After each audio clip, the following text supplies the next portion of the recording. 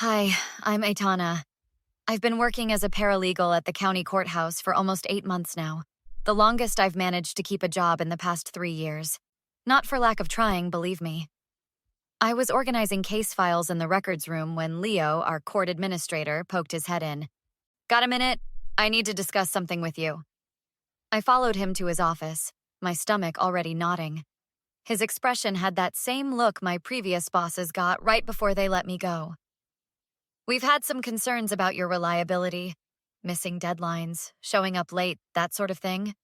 I stared at him, completely confused. But I'm always early, and I've never missed a deadline. You can check the logs. Leo shuffled through some papers, frowning. Well, I've received information suggesting otherwise.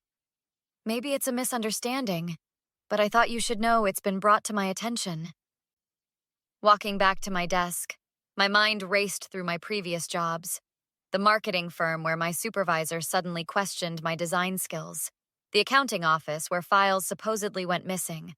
The retail job where money was short on my register, even though I triple counted everything. You look like someone just stole your lunch, Marcus said, rolling his chair over to my desk. We'd started on the same day, and he was the closest thing I had to a friend here. Just another cryptic meeting with Leo. Apparently, I'm unreliable now. That's ridiculous.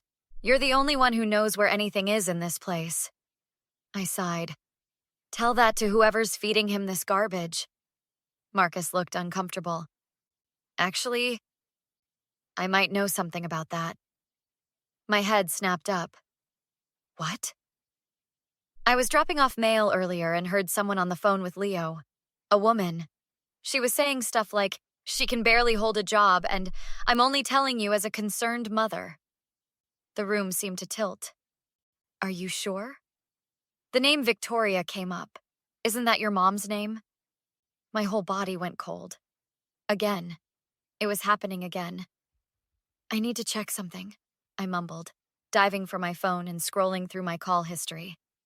3 calls from Mom yesterday, all ignored. I hadn't spoken to her in weeks. I grabbed my purse and headed for the door. Where are you going? Marcus called after me. To get proof. 30 minutes later, I was sitting in my car in the courthouse parking lot, staring at my laptop screen in disbelief.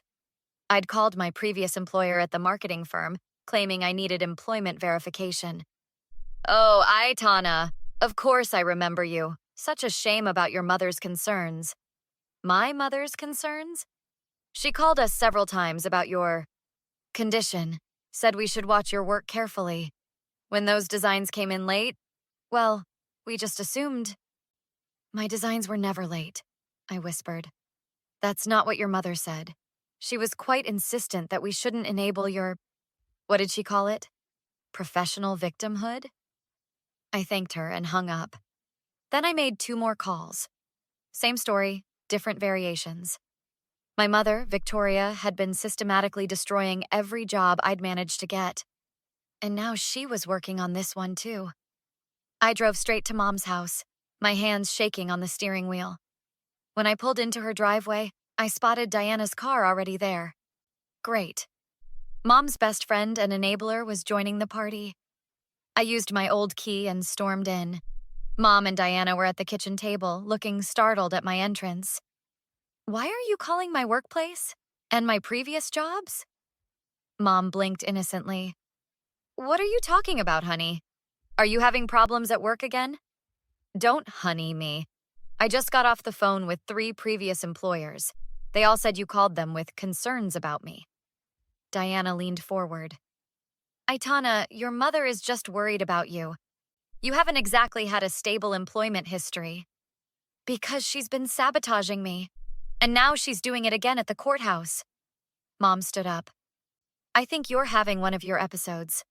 Remember what Dr. Friedman said about stress-induced paranoia? I never saw a Dr. Friedman. You made that up too. See what I mean, Diana? This is exactly why I had to call her supervisor. I left before I said something I'd regret, but not before noticing emails open on her laptop, one addressed to Judge Hayes. Back at the courthouse, Marcus was waiting for me. How'd it go? She denied everything, then basically admitted it. And now she's targeting Judge Hayes. Marcus pulled me into an empty conference room. I've been thinking, this has happened at every job, right? What's the pattern?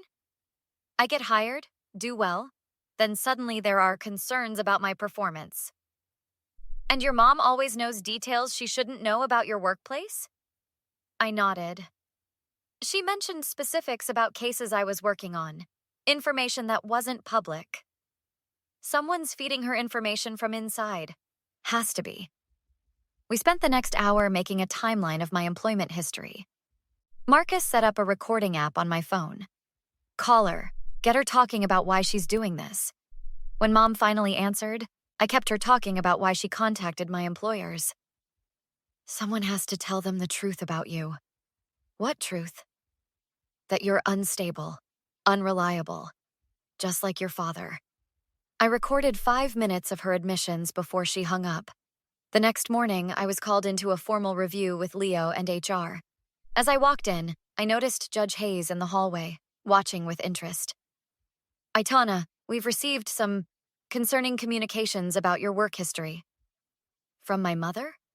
Leo looked surprised. Yes, actually. And she's provided documentation that suggests fabricated documentation. I interrupted, pulling out my phone and a folder. And I can prove it. Leo and HR stared at my evidence folder in shock. The recordings of Mom admitting she'd called my previous employers left them speechless. After the meeting, Marcus caught up with me in the hallway. So, what happened? They believe me, but they can't do much legally unless she does it again. Then let's make sure she does it again. But this time, we'll be ready. We ducked into an empty jury room and Marcus laid out his idea. What if we set up a fake employment hearing? Make it look like you're under serious review. Your mom would definitely show up to trash you. And say what? That I'm a terrible employee with no proof? Exactly. But instead of a performance review, it'll actually be a hearing about parental harassment and workplace sabotage. I grinned for the first time in days. You're evil. I love it.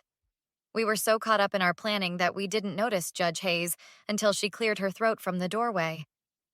Interesting conversation. Mind if I join? My heart dropped. Your Honor, I can explain. No need. I've been watching this situation unfold. Your mother contacted me directly last week. Oh God, what did she say? That you were mentally unstable and shouldn't be handling sensitive court documents. Rather outlandish claims. Marcus looked nervous. So, you know about our plan? I know enough, and I'm offering to help. Judge Hayes sat down and explained how we could set up a legitimate hearing about workplace harassment. She'd preside, making it official. We'll need evidence that she's continuing this behavior. Can you get that? Already working on it, I said, showing her the emails I'd found. 3 days later, I called Mom with Judge Hayes and Marcus listening in. Hey, Mom, I have to appear at a hearing about my job performance next Tuesday. They're probably going to fire me. Well, what did you expect? You've never been able to hold a job.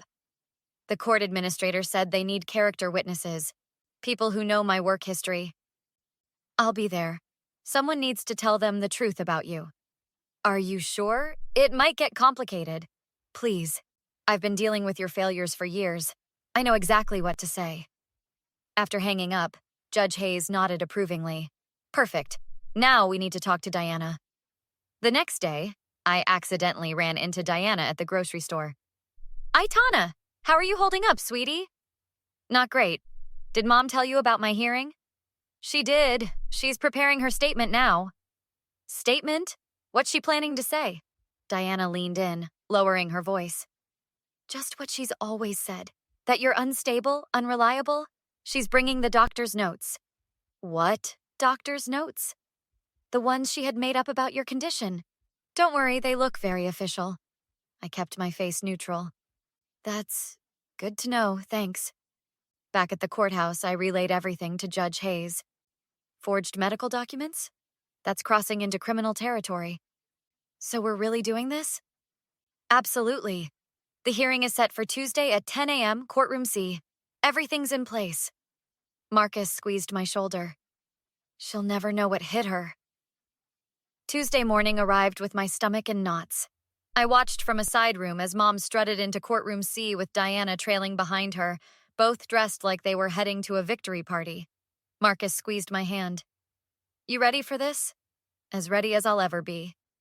Judge Hayes entered, and everyone rose. I slipped into the courtroom and sat in the back row.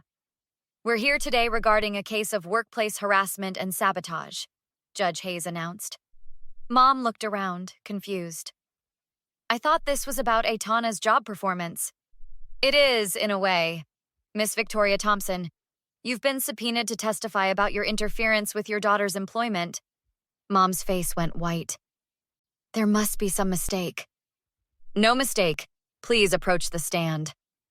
As Mom was sworn in, Leo handed Judge Hayes a thick folder of evidence, my recordings, emails, and statements from previous employers. "Miss Thompson, have you contacted your daughter's current and previous employers without her knowledge?" "I was only looking out for her best interests. She's unstable." "And what evidence do you have of this instability?" Mom pulled out a folder. "I have documentation from Dr. Friedman." "A doctor Aitana has never seen? These forged medical documents?" "They're not forged. Tell them, Diana."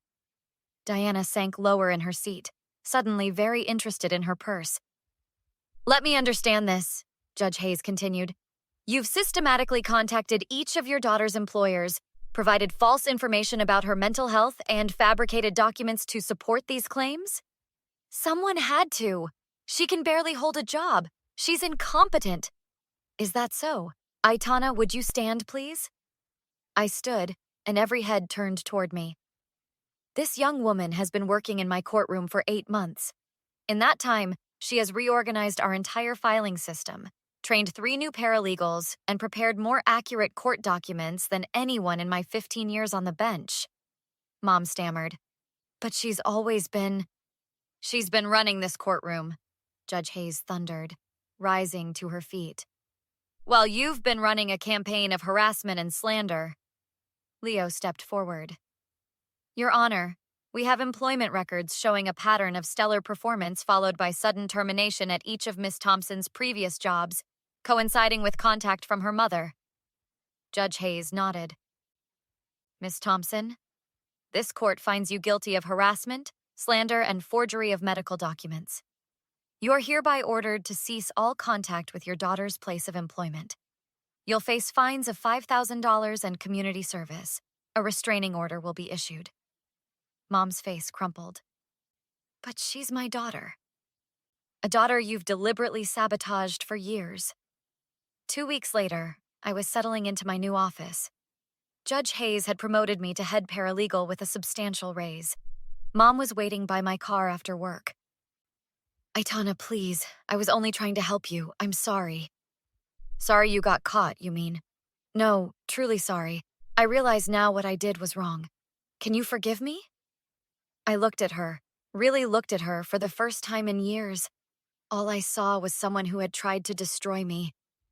"No, I can't, and I won't. Goodbye, Mom." As I drove away, I felt lighter than I had in years. Free. Finally free.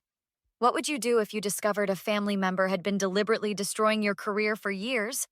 At what point is cutting off a toxic parent completely justified, even when they beg for forgiveness? Share your thoughts in the comments. Would you have made the same choice as Aitana? Or would you have given your mother another chance? If you enjoyed this revenge story, don't forget to hit that like button and subscribe for more stories of justice served. New stories uploaded every day.